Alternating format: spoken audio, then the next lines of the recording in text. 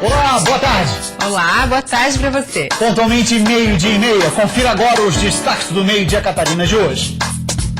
Toneladas de lixo se acumulam pelas ruas da capital. Em greve desde segunda-feira, os trabalhadores da CONCAP passaram a madrugada na Câmara de Vereadores.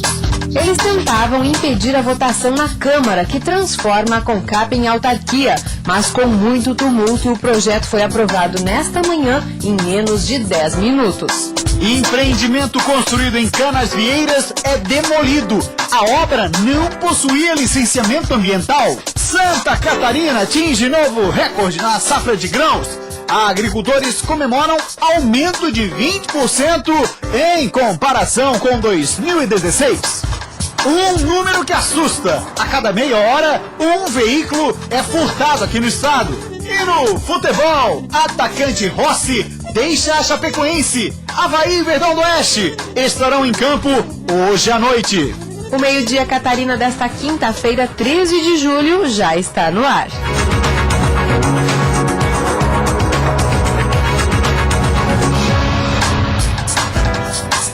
Meio-dia e 31, e a gente começa hoje falando exatamente sobre o assunto do dia, na 10 minutos, agora pela manhã, a votação do projeto de lei, né, que transforma em autarquia a CONCAP.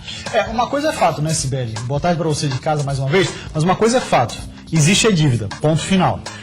Mas essa dívida, ela foi acumulada ao longo dos anos por uma má gerência. Isso aí não se tem a dúvida. E o que não se admite essa dívida ser acumulada por uma má gerência, porque a CONCAP prestava em Florianópolis um serviço do qual tinha um monopólio, né? Só ela fazia esse serviço. Como é que você vai conseguir ter uma empresa que é mista, no caso, mesmo que tenha 1% de acionistas, 1% de ações, sendo que esse 1% ele é dividido entre 6 acionistas, me parece, alguma coisa assim. Mas enfim, como é que você vai ter o monopólio de um serviço que pode ser cobrado, afinal de contas é uma companhia que tem acionistas, ou seja, deveria gerar lucro, né? A mesma coisa, por exemplo, a gente observou o que aconteceu com os Correios. Os Correios no Brasil também, numa situação extremamente difícil da parte financeira, também um monopólio. E a Infraero, no Brasil, também monopólio, ou seja, não tem nenhuma concorrência com eles e conseguem mesmo assim dar prejuízo, tendo monopólio. É uma coisa que não dá para se entender. E também tem uma outra questão que a gente precisa falar, é que esse projeto foi enfiado goela abaixo dos servidores da CONCAP, né? Quando você coloca em regime de urgência, urgentíssima, como foi feito o pedido executivo, você não dá tempo de discutir com um funcionário. E ele fica, obviamente, com receio de que isso possa, de alguma maneira, prejudicá-lo, como, por exemplo, perder o emprego, porque eles estão pensando assim, agora, vindo a ser uma autarquia, ou seja, administração 100% municipal, dá a possibilidade à prefeitura de terceirizar e vender serviço, e o nosso emprego, como é que fica? Apesar do prefeito Jean Loureiro insistir em dizer que isso não acontecerá, mas mesmo assim, em nenhum momento foi discutido com os funcionários da CONCAP. Isso, de fato, é uma coisa que poderia ter sido evitada. Uma simples discussão com os funcionários e sindicalistas. A polêmica é grande, foram muitas confusões. Ontem foram registrados tumultos lá na Câmara de Vereadores, tem lixo espalhado para todo lado. Hoje teve mais tumulto durante a votação e o nosso repórter Juan Todescati acompanhou tudo pela manhã e ele traz as informações agora para a gente. Boa tarde, Juan. Boa tarde, Sibeli, boa tarde, Gustavo, a todos que acompanham o Meio-Dia Catarina. Realmente foi uma manhã de muita confusão lá nos arredores da Câmara de Vereadores. Por alguns momentos até a gente imaginou que a sessão não iria começar. Mas, enfim, esse projeto que transforma a CONCAP em autarquia foi votado agora pela manhã e a gente acompanha os detalhes de tudo que aconteceu hoje lá na Câmara de Vereadores na reportagem.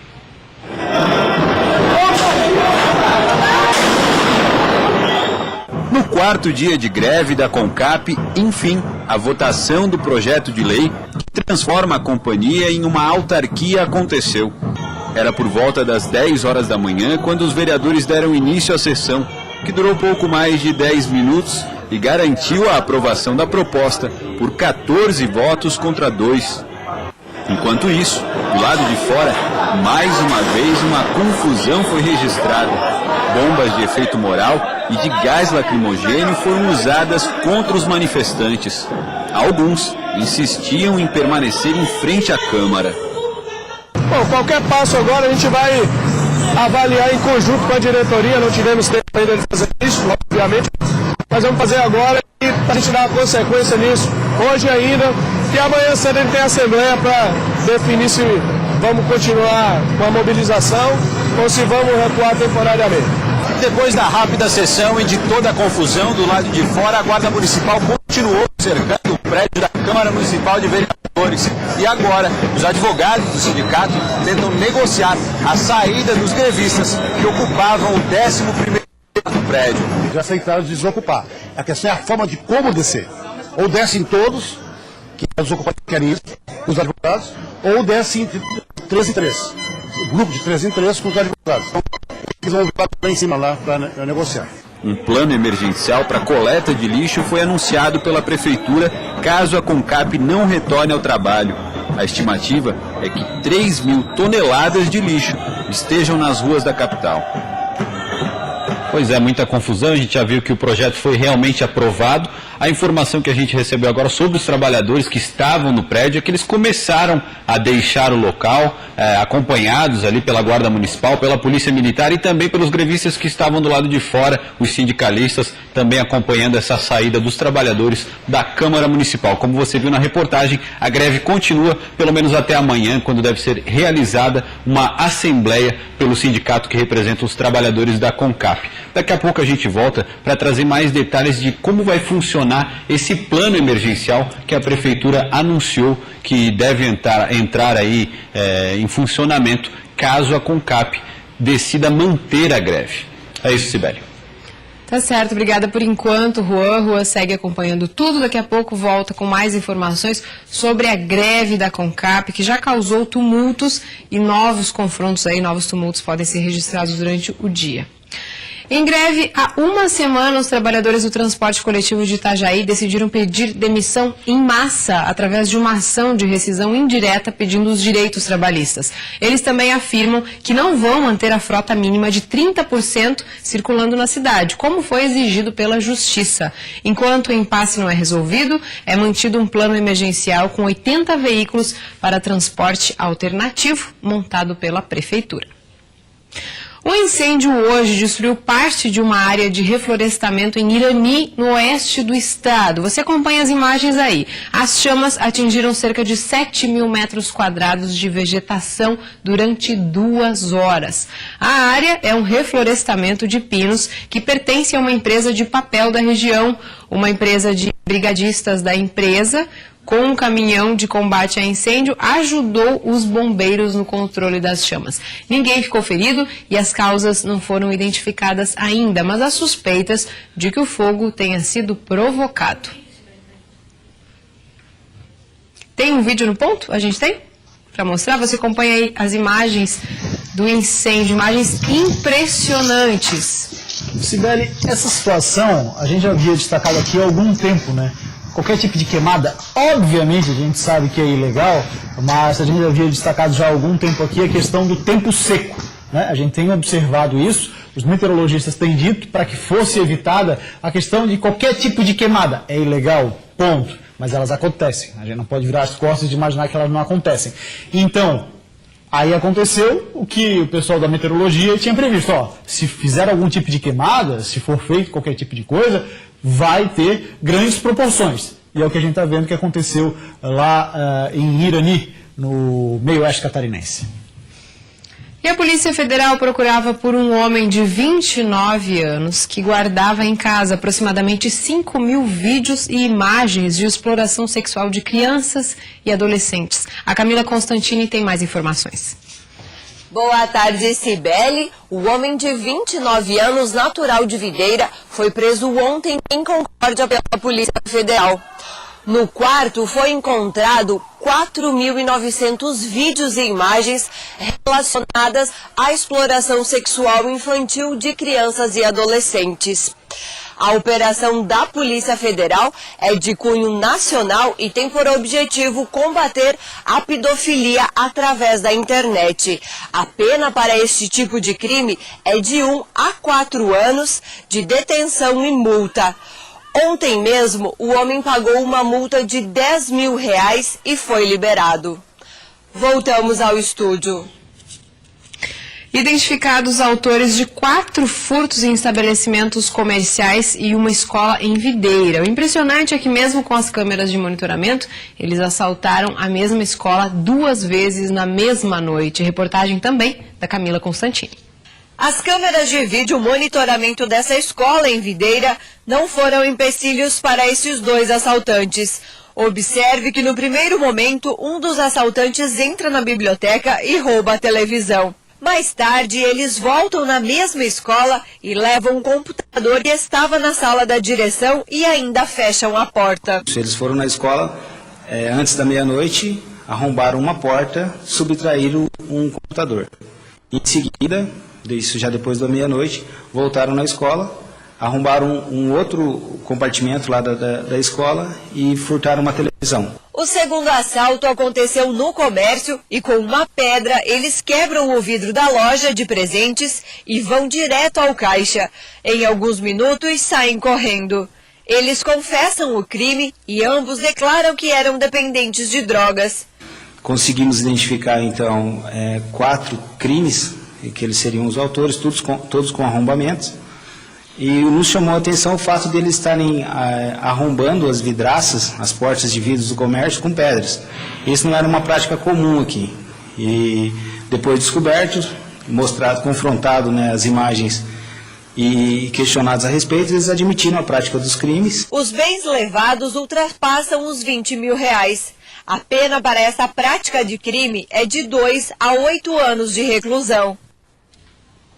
A cada meia hora um veículo é furtado em Santa Catarina. Mesmo assim, a polícia diz que o estado tem um dos melhores índices de recuperação de veículos roubados no país. Aldo comprou um carro no fim do ano passado. Em janeiro deste ano, emprestou o veículo à irmã, que foi assaltada em Canasvieiras. O carro foi levado. Ela veio buscar uns amigos aqui em Canasvieiras, foi até aqui perto do Sapiens Park. E eu estava guardando dentro do carro, que é uma coisa que a gente não faz, né? Guardar dentro do carro. Os colegas desceram do apartamento. E aí, 2 indivíduos abordaram ela armados. Isso foi agora em janeiro, pelo dia 10, dia 15 de janeiro. Abordaram ela armados e pediram para descer do carro. O assalto entrou na estatística dos 8.686 veículos roubados em Santa Catarina no primeiro semestre de 2017. Mas, felizmente, 2 dias depois da ocorrência, o carro também entrou na estatística dos 66,4% dos veículos que foram recuperados. Santa Catarina está entre os 5 estados que mais têm veículos recuperados no país. Uma coisa que foi muito legal foi eu me senti abraçado, sabe? Porque grupos de polícia no WhatsApp, grupos de colega, compartilhamento em rede social, todo mundo ali engajado em realmente reencontrar aquele bem, né? Que a gente trabalha tanto para conseguir adquirir um bem, vem alguém ruim e leva de ti. Segundo a polícia, Joinville é a cidade do estado que tem o maior número de furtos e roubos de carros. Mas em Florianópolis, o problema tem sido outro: o aumento da circulação de carros clonados, a maioria deles vindos do Rio Grande do Sul. Os veículos clonados que nós recuperamos aqui em Santa Catarina, em grande quantidade, são oriundos do Rio Grande do Sul e já vêm adulterados daquele estado. Vêm já com documentos falsificados, vêm já com seus sinais identificadores adulterados e eles são vendidos no mercado aí, principalmente pela internet e também em grupos de WhatsApp. A polícia tem trabalhado para desmantelar quadrilhas que agem na clonagem de veículos e no furto e roubo de carros. Em ambos os casos, tem sido importante a integração de todas as instituições na resolução das ocorrências. De atuação das nossas polícias, ou seja, as forças policiais catarinenses, tanto a Polícia Civil, quanto a Polícia Militar, quanto as guardas municipais e também a Polícia Rodoviária Federal, se comunicam bastante entre si, de forma que o trabalho acaba rendendo bons frutos. A Secretaria do Meio Ambiente e Desenvolvimento Urbano de Florianópolis realizou na tarde de ontem a demolição de um prédio irregular em construção em Canasvieiras, no norte da ilha. Segundo informações da Secretaria, o prédio foi demolido por não respeitar o recuo previsto pelo plano diretor e não possuir licenciamento para a construção. O processo é administrativo e o construtor não acatou o embargo e a autuação realizadas previamente. Olha só, Cibele, recentemente o nosso repórter Juan Todescate fez uma matéria. Onde é que foi, Juan? Qual praia que foi? Campeche? Canagera, enfim, não lembro muito bem, é no Campeche, né? Mas aí dos males o menor, viu? Porque ainda está em construção. Essa matéria que o Juan fez há cerca de um mês, o que aconteceu foi o seguinte, o prédio já está pronto, com moradores e condenado à demolição, numa decisão ainda em primeira instância da Justiça Catarinense, claro, vai recorrer e tudo mais, mas você imagina, né? Está ali, morando, comprou o seu imóvel de maneira suada, que não é fácil para nenhum brasileiro ter um imóvel próprio, e aí ter essa dificuldade, talvez, perdê-lo de uma maneira drástica, né? Por exemplo, de irregularidades na obra. O que se fala e o que se pede, principalmente, para quando você for comprar qualquer tipo de imóvel, investigue bem o passado do construtor, o passado da construtora, porque depois o prejuízo é grande. É grande mesmo, porque é um investimento que é alto e o dinheiro está lá, está pago. Para reaver esse dinheiro aí, meu amigo, olha, tem que ter muita sorte. Prejuízo e frustração, né? Mas depois do intervalo a gente vai falar de futebol. A gente vai falar de futebol depois do intervalo, mas rapidinho aqui, só para registrar recado, Sibeli. Tem aqui, participando conosco, só para pegar o nome dele, ele falou sobre o transporte lá da cidade de Tijucas, é o Malagoli Neto. Ele diz assim, olha só, boa tarde, será que os amigos poderiam pôr no ar? Claro que sim. A seguinte reclamação, diz ele. A empresa catarinense de ônibus da rodoviária da cidade de Tijuca, espectador, com os passageiros. Quem embarca de Tijucas para Florianópolis, por exemplo, os agentes do guichê não numeram a passagem e para alguns são numeradas. Então, após haver o embarque, os passageiros com a passagem numerada e outros que não têm, tem que ceder o lugar, imagina, né? Ficou o famoso saragaço, né? Faz o saragaço lá dentro do ônibus, ele levanta e pega para lá e para cá. Isso, claro, deixa um certo constrangimento desnecessário, porque é falta de organização e também vergonha. Diz aqui, então, nosso telespectador da cidade de Tijucas, muito obrigado pela audiência, e também um recado aqui deixa eu ver o nome dele, que tinha colocado... Ele é de Concórdia, infelizmente não colocou o nome, mas ele disse que também isso está acontecendo com o serviço de coleta de lixo em Florianópolis, é uma vergonha. Aguinaldo. Obrigado, senhor. O Aguinaldo lá de Concórdia, então, também interagindo conosco aqui via WhatsApp. Você também pode mandar o seu recado, por favor. É isso aí, depois do intervalo tem o futebol, 12h47, a gente volta já.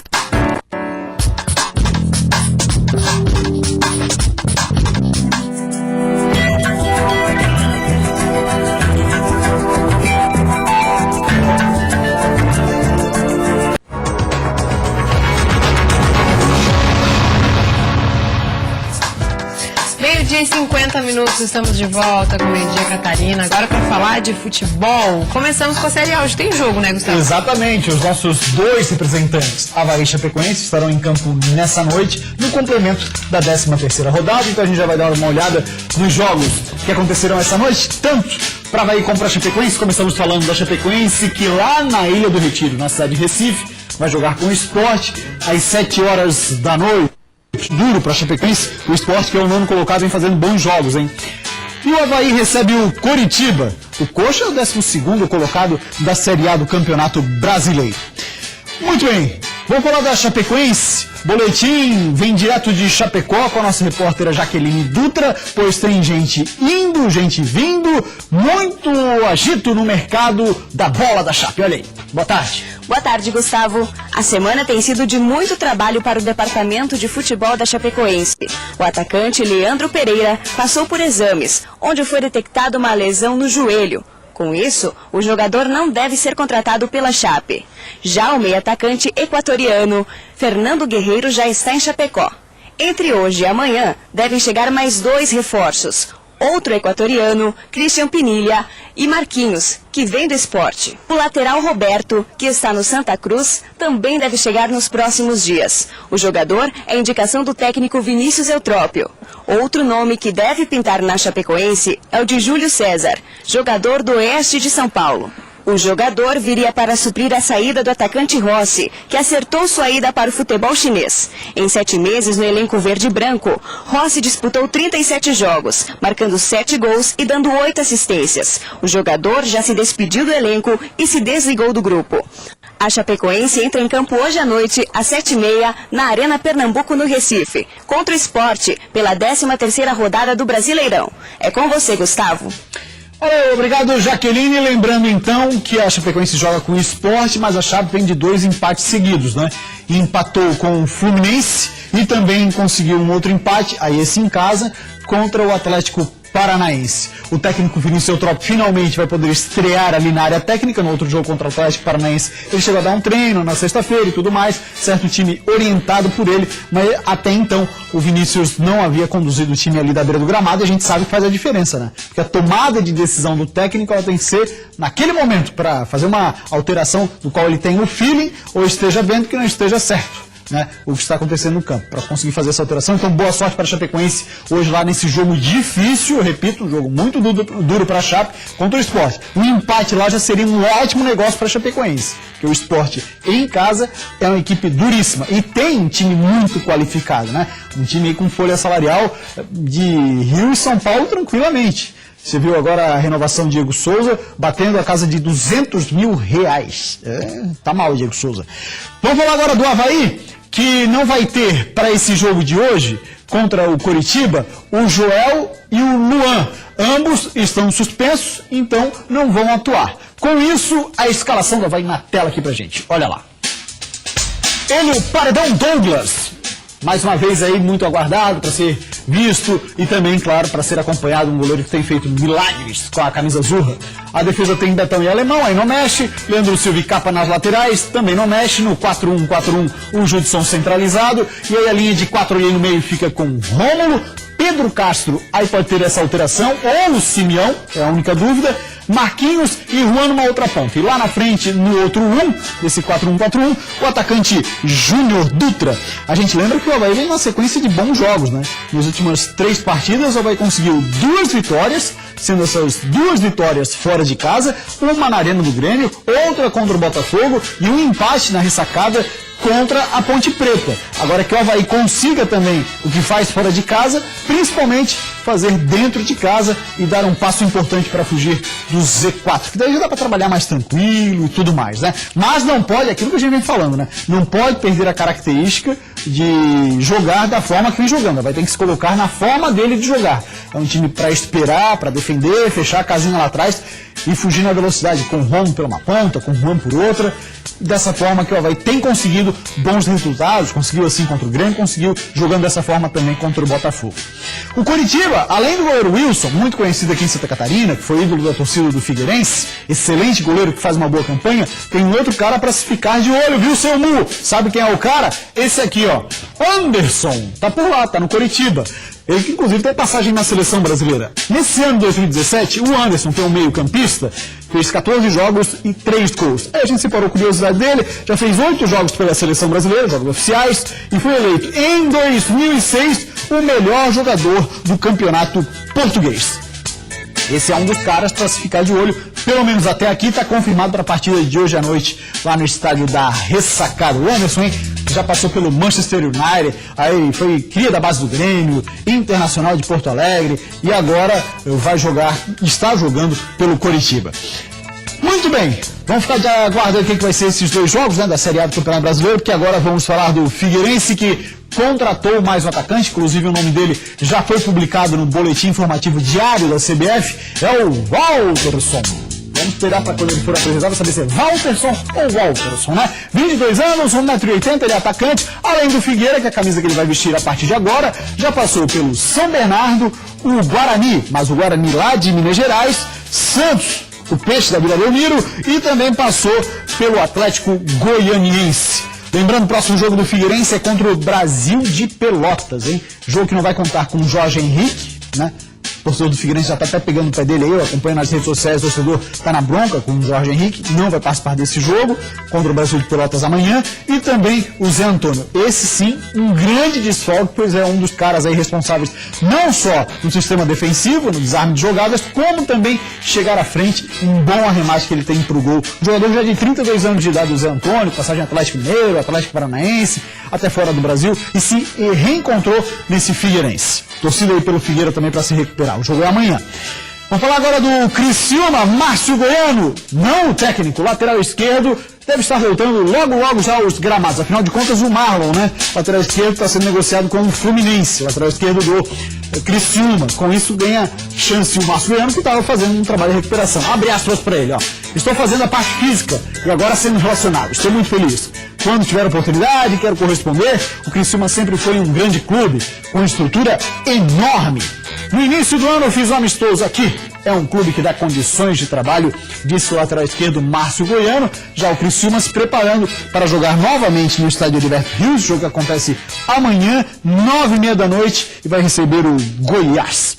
Muito bem, de esporte, hoje era isso, dona Cibele. O pessoal está interagindo conosco aí via WhatsApp. Sim, como sempre, né? O Lucionei Ferreira, havaiano de Santa Maria da Imperatriz, que está sempre conosco, disse que hoje vai estar na ressacada para assistir mais uma vitória do Avaí. Ele disse que acredita, ele sempre repete isso, né? Ontem, hoje e sempre, e ainda palpitou 2-0 para o Avaí. O torcedor do Avaí tem motivos de sobra para ir na ressacada, né? Porque o time conseguiu, nos últimos 3 jogos, como eu tinha falado, são 2 vitórias contra Botafogo, um time que é parada dura, venceu ontem o Fluminense. E também o Grêmio, lá na Arena do Grêmio, deu as vitórias fora, aí empatou com a Ponte em casa. Um tropeço, mas é time que se equivale, né? Avaí e Ponte fazem o mesmo campeonato, apesar do investimento da Ponte ser um pouquinho maior, é o mesmo campeonato, jogar com esse time é carne de pescoço. Registrar também a participação do Reginaldo, da Barra do Aririu, que mandou aí uma solicitação pra gente, a gente vai encaminhar pra produção, e assim que tiver o retorno a gente mostra aqui pra vocês. E a Gabriela também, da Barra do Aririu, que assiste ao meio-dia todos os dias. Muito bem, só pra gente lembrar que é importante agora, a gente vai ficar na torcida, domingo tem o Joinville, que vai jogar contra o Ipiranga de Erechim, e principalmente, né, jogo decisivo na Série D do Campeonato Brasileiro, tanto para o Metropolitano, que vai até o ABC Paulista jogar com o São Bernardo. O primeiro jogo foi de 1-1, e agora, nessa segunda fase, é o jogo que vai decidir quem passa para as oitavas da Série D do Brasileirão, e também o Brusque, que na partida aqui em Brusque venceu por 2-1 o Zequinha do Rio Grande do Sul. Então está na vantagem o Brusque para chegar às oitavas de final da Série D do Campeonato Brasileiro. Um abraço também para o Hermes de Palhoça, que acabou de mandar recado, disse que também hoje vai dar Avaí. Bom, daqui a pouco a gente lê mais recados para vocês. Se vocês quiserem, puderem interagir conosco, tem entrevista depois do intervalo sobre a importância do inglês para ingressar no mercado de trabalho. Pode já mandar sua pergunta, que daqui a pouquinho a gente volta. E mais um detalhe, viu? Sempre mandar seu recadinho, lembra de colocar o seu nome e a sua cidade. 1h da tarde, a gente volta já.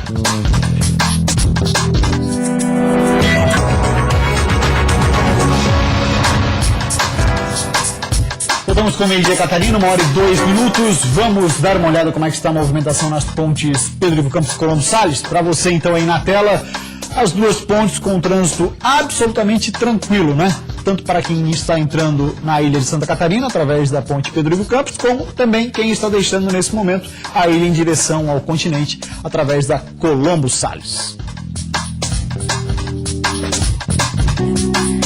Muito bem, então, agora vamos para a nossa entrevista do dia, que hoje, né, Cibele, vamos destacar uma questão bastante importante, que é aprender mais o idioma no mercado de trabalho tão competitivo que a gente tem aqui. Nada melhor do que você estar preparado e também com outro idioma. O mercado está cada vez mais difícil. Imagina sem o inglês, né? A gente está recebendo hoje aqui a Miriam Floriano, que é diretora de uma escola de idiomas, e vai passar dicas para você. Desde já você pode mandar sua pergunta e interagir conosco durante a entrevista. Miriam, se tornou essencial ter o inglês para garantir tanto outros meios, mas vagas no mercado de trabalho, né? Boa tarde. Boa tarde. Realmente está cada vez mais importante, né, o inglês para o mercado de trabalho, para as pessoas que querem prosperar na carreira. E a gente tem percebido que nos dias de hoje, cada vez mais, as pessoas, pela própria correria do dia a dia, correria do trabalho, a gente precisa do que é imediato. E o inglês a gente já tem impregnado, que a gente sabe que é um investimento a longo prazo. Como equilibrar isso para ter o idioma consigo, estar sempre estudando, conseguir aprender na totalidade, mas ao mesmo tempo conseguir conciliar com essa vida tão corrida? Então, na nossa escola de inglês, né, nós utilizamos uma metodologia com foco no adulto. O adulto não tem o mesmo tempo que uma criança Então, nós buscamos alternativas diferenciadas, né, para essa velocidade, que hoje em dia as pessoas precisam de velocidade. Então, o nosso curso é 100% online, eu acho que isso é importante, as pessoas poderem estudar em casa, darem tempo para a família, poderiam utilizar aplicativos na internet, né, fazer uma imersão no inglês para aprender mais rápido. E a nossa proposta de aprendizado é de 6 meses, né, de 6 meses a 1 ano, com foco, né, no tempo que o adulto tem hoje em casa. Miriam, eu gostaria de perguntar também uma outra questão que certamente eu estava refletindo já há algum tempo. A gente tem observado, por exemplo, que cada vez mais comum a criação de escolas bilíngues. Ou seja, como é que você que trabalha, né, com cursos de inglês e estuda muito nessa área, eu imagino, projeta para daqui a algum tempo a competitividade do mercado de trabalho? Porque o que eu imagino é o seguinte: se o cidadão daqui 10 anos, com tantas escolas bilíngues, né, que existem para crianças, né, que não é o foco de vocês, mas existem para crianças, se não estiver preparado, né, se é uma carta totalmente fora do baralho, vai ser pré-requisito já de cara. Não fala inglês, inglês vai ser assim, não tem inglês, o diferencial vai ser já uma terceira língua. Na verdade, hoje no Brasil o foco é o inglês, mas em qualquer outro país o inglês já é essencial, né? As pessoas já saem da escola sabendo. O problema é que no Brasil o nosso ensino às vezes não nos auxilia, né? A gente sai da escola sem saber o inglês e aí precisa procurar um curso, né, para conseguir isso. Muitas pessoas que não estão no mercado de trabalho estão tentando ingressar, estão sem o inglês, mas por não estarem trabalhando também não têm dinheiro para fazer curso. Quais são as dicas para que essas pessoas consigam absorver a língua para não perder vaga no mercado de trabalho? Eu acredito que com a entrada da internet, nós utilizamos muito isso no SF Inglês, né? Os aplicativos que você pode utilizar hoje, gratuitos na internet, vídeos no YouTube, inclusive a gente tem um canal no YouTube que ensina muita coisa gratuitamente, e o que nós acreditamos e pregamos no SF, vivemos isso, é que as pessoas precisam no dia a dia delas acrescentar o inglês, né? Através de coisas que elas gostam, filmes, seriados. E eu tenho certeza que hoje as pessoas têm acesso a isso na internet. E tem um outro detalhe também que a gente precisa colocar, é o seguinte, que para você ser um profissional que esteja no mercado de trabalho a nível dos outros, muita coisa você pode tirar de ideias de trabalho e tudo mais em sites que estão escritos em inglês, em vídeos de professores super renomados, mas que falam em inglês, e no máximo vai conseguir ali no YouTube colocar uma legenda em inglês. Então, nesse caso, o inglês se torna fundamental, porque às vezes você pensa assim, mas para que eu vou falar inglês? Né? É para uma série de coisas que a internet hoje possibilita. Com certeza. Eu acredito que a imersão em coisas que o adulto gosta, né? O foco do nosso curso é no adulto, então posso falar isso melhor. É muito importante, porque ele aprende diferente da criança, né? Então, por exemplo, com seriados, legendas, com legendas em inglês, né? Eu acho que isso é interessante, a imersão com coisas que se gosta. E que outras dicas a gente pode dar para quem está começando aí a aprender a língua, já tem o acesso à internet, além dos cursos? Você disse que vocês têm um curso online. Hoje em dia, a quantidade de conteúdos que a gente tem disponíveis gratuitamente é infinita, então realmente também vai muito do interesse de quem quer aprender, mas é preciso uma condução, né? Na verdade, eu acho que o adulto precisa se organizar, e uma das partes principais do nosso curso é essa. No começo do curso a gente ensina para o adulto como ele se organizar no seu dia a dia, tirar minutos de manhã, né? Então a gente, por exemplo, dá dicas: acorda de manhã com uma música em inglês, no horário do almoço, intervalo do almoço, assiste um seriado ou alguma coisa em inglês sobre um conteúdo que você gosta, que tem fala sobre o assunto do seu trabalho, né? Ao invés de escutar uma rádio em português, liga em inglês. Tem muita coisa online hoje que o adulto pode fazer sozinho, né? Mas ele precisa se organizar, com certeza. E a conversação, né? Que eu acredito que é importante o profissional saber escrever, saber ler, mas uma das maiores dificuldades que os alunos brasileiros chegam no nosso curso é com a conversação. Então é importante também você ter um profissional que fale inglês, né? Nós buscamos sempre professores nativos americanos para que ele possa treinar com pessoas que já falam inglês nativo. Miriam, também uma coisa que eu imagino que quem está assistindo, e principalmente quem tem, vamos lá, acima de 60 anos está pensando, tem idade para aprender? Porque assim, ó, pessoas com 60 anos, a escola que elas frequentaram certamente não tiveram nenhum tipo de contato com o inglês, né? E às vezes ficam um pouco assustadas e tal. O que você diria para essas pessoas? Na verdade, não tem idade para aprender, né? Eu acho que para tudo na vida é assim. Nós temos alunos no nosso curso de 75 a 80 anos, por exemplo, né? Então, não tem idade. O foco realmente do nosso curso também é esse, adulto com 40, 50 anos. E eu acredito que com a busca em coisas que interessam para o adulto, ele vai com certeza alcançar o objetivo. Nós recebemos, por exemplo, avós que querem aprender a falar inglês para conversar com os netos, pais que querem ir para fora para visitar os filhos que moram fora do Brasil. Então eu acredito que nunca é tarde para começar. A gente percebe que esse público mudou, né? Há um tempo atrás o inglês era muito focado nos adolescentes, hoje em dia já é mais focado no mercado de trabalho, adulto e agora também nos idosos. Obrigada, tá, Miriam, pelas dicas, pelas orientações.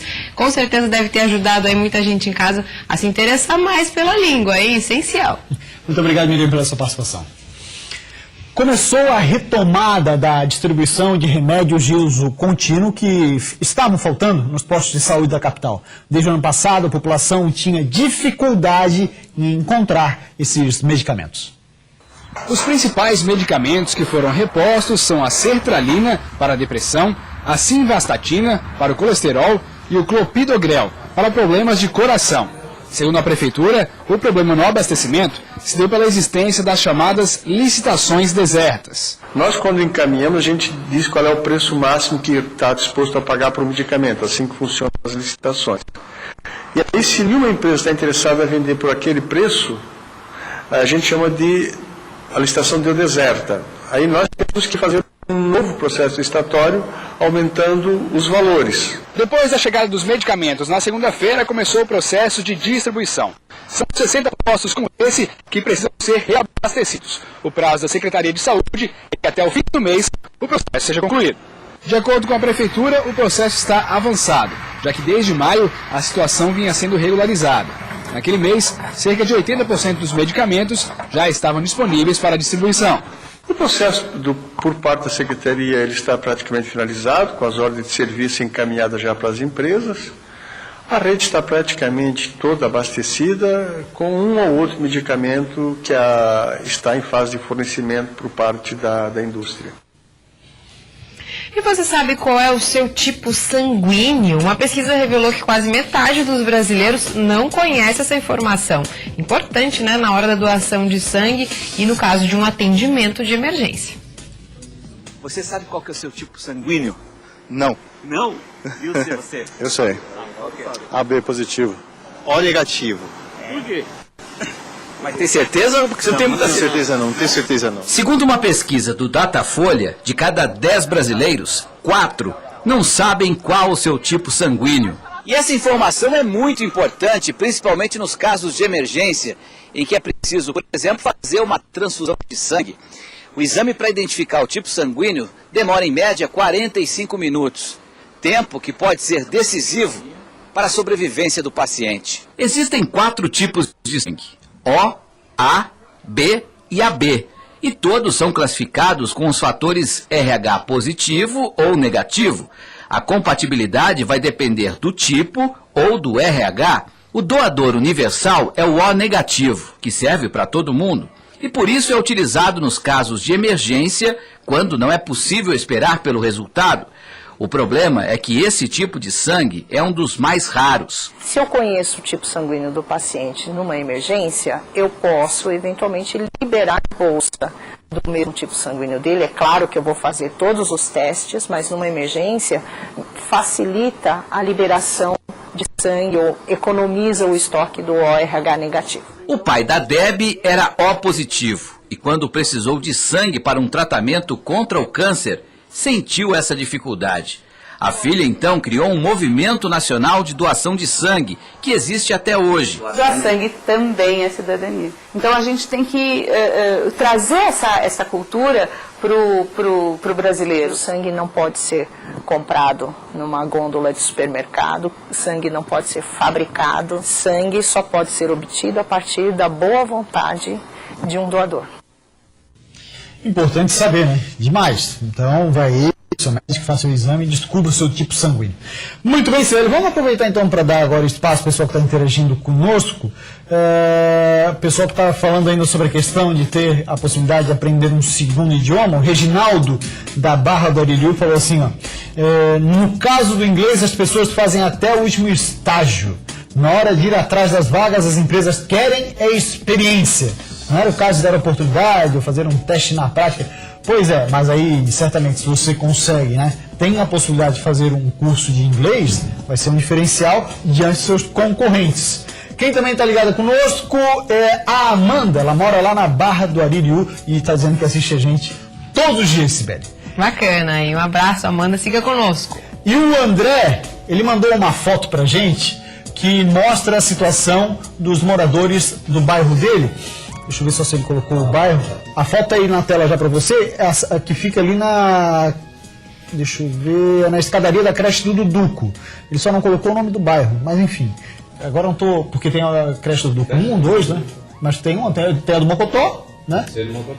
Mas enfim, essa é a situação dele lá ali na escadaria da creche do Duduco. E ele manda uma foto que é uma coisa que tem sido comum em Florianópolis com a greve da CONCAP. E aí tem um outro detalhe que a gente precisa chamar as pessoas para terem consciência. Melhor do que isso, para que não sejam egoístas. Não, melhor ainda, para que não sejam porcalhonas, né? No seguinte sentido, se tem um lixo produzido em casa, não vai achar ali qualquer entulho e vai jogar seu lixo. Mas já tem tanto lixo ali, só mais 2 sacos. Não, peraí, né? Só piora a situação. Exatamente. É aquela história que já conversamos algumas vezes aqui. É a questão de egoísmo do brasileiro, de querer resolver só o problema dele. Não pensa num conjunto, não pensa que vive numa sociedade e convive com outras pessoas e aquilo ali não ajuda em nada, pelo contrário, né? E essa situação a gente confere nesses últimos dias em várias partes da cidade. Como a gente falou no primeiro bloco, toneladas de lixo estão espalhadas pelas ruas da cidade. E essa situação só tem a piorar enquanto a CONCAP estiver parada. Mas daqui a pouquinho, no próximo bloco, o Juan volta com mais informações para ver como é que fica a situação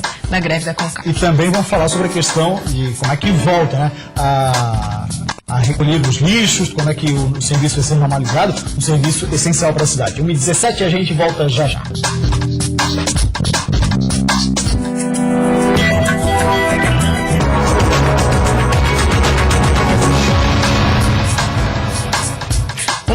Estamos de volta com o Meio-Dia, Catarina. Muito bem, aproveitar o espaço para mandar abraço para os nossos telespectadores que estão conectados com a gente também via WhatsApp. O Vitor de Florianópolis, que gosta muito do seu trabalho, Cibele, mandou aqui o recado para a gente. Tem também recado do Tiago Gonçalves, ele é da Vargem do Bom Jesus aqui em Floripa e está mandando um abraço pra gente, também disse que gosta muito do Meio-Dia Catarina. Tem mais recados chegando, vai mandando seu recado que a gente aos poucos aqui vai lendo no Meio-Dia Catarina. Tá certo, obrigada pelo carinho, sigam conosco. E agora a gente volta a falar da greve da CONCAP, que está aí atrapalhando a vida de muita gente, já causou muita confusão e hoje foi aprovado aí o projeto de lei que transforma a CONCAP em autarquia. O Juan Todescati está acompanhando tudo desde cedo, desde ontem, na verdade, né, Juan? Boa tarde, passa pra gente mais informações. Boa tarde mais uma vez, Sibélia, quem acompanha o Meio-Dia Catarina. A gente já mostrou aqui a confusão que aconteceu hoje pela manhã, durante a votação desse projeto de lei que transforma a CONCAP em autarquia. A novidade sobre o caso aí, sobre o assunto, é que o prefeito já sancionou a lei, inclusive já foi publicado no Diário Oficial daqui do município, uma edição especial, então já é lei, a CONCAP passa a ser uma autarquia. Você vê imagens aí na tela do Meio-Dia Catarina da confusão registrada hoje pela manhã em frente à Câmara de Vereadores durante a votação desse projeto de lei, que foi aprovado por 14 votos a 2 e a partir de agora a CONCAP se torna uma autarquia. Existe agora a seguinte situação. O sindicato que representa esses trabalhadores vai realizar uma reunião entre a diretoria durante a tarde de hoje para definir o que vai ser feito. Amanhã, pela manhã, está prevista uma assembleia já com os trabalhadores e a posição oficial dos dirigentes do sindicato para se definir se a greve continua ou não. Essa questão só vai ser resolvida amanhã. Se a greve terminar amanhã mesmo, os trabalhadores da CONCAP já vão às ruas e começam a realizar a limpeza da cidade, lembrando que a estimativa da própria CONCAP é que 3.000 toneladas de lixo estejam espalhadas aí por Florianópolis, por toda a cidade. Nas ruas a gente acompanha, principalmente aqui no centro, muitos sacos de lixo espalhados. Caso não ocorra esse retorno dos trabalhadores, caso a greve continue, já existe um plano emergencial que foi anunciado pela Prefeitura. Num primeiro momento, R$40 mil serão utilizados para a mobilização de uma empresa privada de outro município, para que eles tragam os caminhões para Florianópolis. R$40 mil só para essa mobilização. Isso deve durar cerca de 48 horas para que os caminhões estejam prontos para começar a recolher o lixo aqui na capital. Depois disso, R$34 mil por dia é o que será pago a essa empresa privada para o recolhimento de lixo em Florianópolis. Lembrando que essa medida emergencial é caso os funcionários da CONCAP continuem em greve. A previsão é que segunda-feira a empresa aí, caso for contratada, já inicie os trabalhos de recolhimento de lixo em Florianópolis. A gente volta... Segunda-feira, Juan, você disse, mas hoje é quinta, a cidade já está um caos, toneladas de lixo, você falou em 3 toneladas de lixo. Plano emergencial da Prefeitura, a gente está ouvindo isso desde segunda-feira, a greve já começou segunda-feira e o plano emergencial vai começar só na outra segunda, vai complicar ainda mais a vida da população. Exatamente, a dificuldade principal é que essa empresa privada, que inclusive já foi anunciada ontem, o contrato está pronto, já está negociado, só que os caminhões estão em outros municípios. Ela já realiza esse serviço de coleta de lixo, mas em outros municípios do estado. O que precisaria era deslocar os caminhões para Florianópolis. Cerca de 10 caminhões devem vir à capital. Todos eles são caminhões reservas dessas cidades onde já há coleta por essa empresa privada. Por isso essa demora de cerca de 48 horas para mobilização, mantendo-se a greve amanhã da CONCAP. Com certeza o contrato com a empresa será assinado. Sexta, sábado e domingo será esse tempo para que os caminhões cheguem à capital, para aí sim na segunda-feira iniciar a coleta. Isso se a greve for mantida, né, Cibele? Mais uma perguntinha eu tenho para você, Juan, mas é importante a gente falar também, viu, Cibele, que a CDL, a Câmara de Dirigentes Lojistas aqui de Florianópolis, né, deixou em alguns pontos estratégicos do centro de Florianópolis, Papintulho, para que as pessoas pudessem ir lá depositar o lixo. Amenizar um pouco a situação. Exatamente, né? Até porque é afetado diretamente, né? Porque o centro da cidade fica feio e com isso, certamente, a situação é de espantar os consumidores. Mas, Juan, você que acompanhou tanto ontem quanto hoje lá, toda a movimentação na Câmara de Vereadores de Florianópolis, eu lhe pergunto, o clima de ontem para hoje era um pouco mais tranquilo? Os trabalhadores por si só eles estavam um pouco mais conformados, porque algumas coisas foram alteradas na ideia original do projeto de lei, porque teve esse reboliço todo, porque senão também ia passar a goela abaixo sem nada.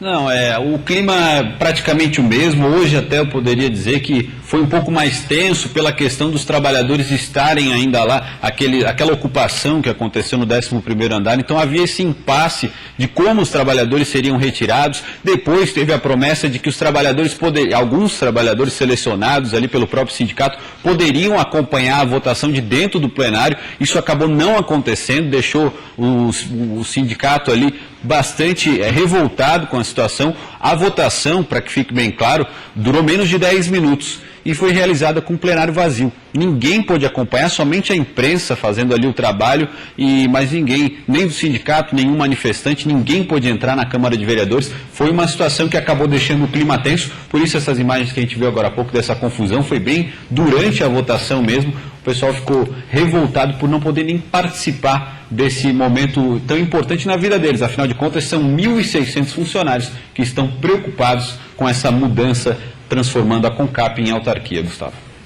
Tá certo, Juan, muito obrigada pelas informações. O Juan está acompanhando todas as informações a respeito dessa greve da CONCAP e a gente espera que esse clima de confronto termine, né, Gustavo? Chega de confusão. Exatamente, o que nós esperamos. Agora vamos de boa notícia, Sibeli? É uma boa notícia para a agricultura. Santa Catarina bateu o recorde na produção de grãos. O aumento foi de quase 20%. Olha só. Foram diversos fatores que acabaram fazendo com que Santa Catarina tivesse uma expectativa de safra recorde de grãos em 2017. A estimativa do IBGE aponta para um crescimento de quase 20%, chegando a cerca de 2,4 milhões de toneladas a mais do que no ano passado. Somente o milho vai ultrapassar 3 milhões de toneladas, o que representa um acréscimo de 22%. Nós temos aumentado a área plantada, nós temos tido uma produtividade que nós nunca tivemos, com mais de 170 sacas em média em Santa Catarina, é a maior produtividade do país, está aqui em Santa Catarina. Então, a safra teve, sem dúvida nenhuma, para a economia do Estado, para o agronegócio, ela tem uma importância muito grande.